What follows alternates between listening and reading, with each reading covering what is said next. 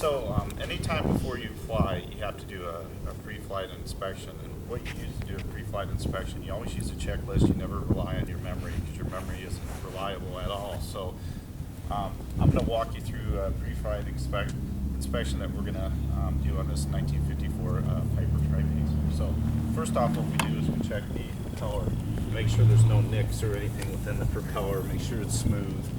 We also check the hub, shake it a little bit, make sure there's no looseness or anything within the hub. So then we move down to the engine and the cowling area where the air induction comes when you're flying. Now, a TriPacer is actually cooled by the air, and the engine that's involved in this TriPacer is a Lycoming 0320 150 horsepower engine. Now, the cooling areas have to be clear and free of any debris. So if you look at it right now, everything's clear.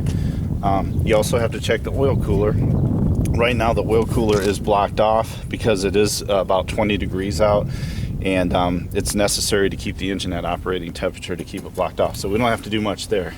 We also check the front strut. Make sure with 3 fingers, there's about 3 fingers of space in there. What can happen with that is air can leak out of it, and you don't have your tendency to avoid bumps or anything along the runway and stuff like that. So that looks good. Next thing we move is the actual engine. We want to check the engine to make sure that it's in tip-top shape. You remove the cowling right here. Basically, you go through and you check the belt, make sure the belt's got some tension in it and everything looks good. You also check for any oil leakage or anything around the engine. You want to go through quickly and check your oil level. Oil's very important with this type of engine because it actually cools the engine, and you just have over 6 quarts in the engine. So oil looks good in this engine. I don't see any leaks or anything. So overall, the engine looks airworthy. What we want to do is also check the exhaust to see if there's any leaks within the exhaust, because the exhaust leaks in the cabin, it can lead to carbon monoxide poisoning and make it a bad day for you when you're flying. So come around this way, we'll check the other side of the engine. Make sure there's no oil leaks. Make sure around the filter there's no oil leaks, no known exhaust leaks. Everything looks really good in this engine. No blockage, nothing. No leakage around the brakes or anything like that. So things look good. So now we transition into the wing, and I'll just show you on one wing what we check. So we're going to go on the right wing. We're going to check just to make sure on the leading edge there's nothing that's feels rough or there's no weaknesses around there. You're going to check your landing lights to make sure your landing lights are all intact. You're going to check your navigation lights to also make sure that they're intact and not broken. And then I always move my way down to check the struts. The struts are an important part of the aircraft. They actually hold up the wing. So you want to make sure when you check your struts that all your screws and everything, they'll also have a little cotter pin in them, that nothing's loose, nothing looks cracked, everything looks airworthy, everything looks really good on the wing. So this looks really good. You're going to check what this is called a PDOT tube. It actually controls your airspeed. You want to make sure that that is clear. There's nothing in it, nothing blocking it. These are your flaps, and you want to make sure that all your hinges and your flaps aren't loose or anything like that.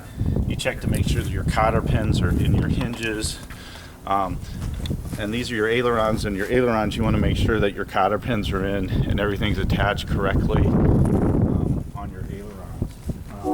I also go through, check the brakes, make sure there's no leaks within the brakes, make sure everything's clear on them. Come back.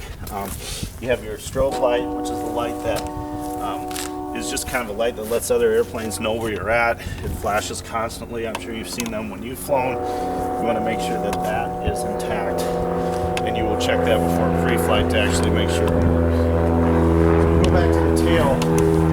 You're going to check before a rudder on the tail to make sure everything's intact there. I kind of look in to make sure your trim level on the back is working properly. It looks like it's intact and it's solid.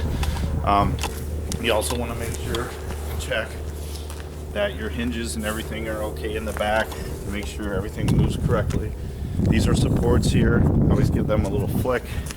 Make sure that those are in good shape. Also go through, make sure your navigation lights are intact. You want to check your rudder to make sure your counter pins are in, your cables are working correctly.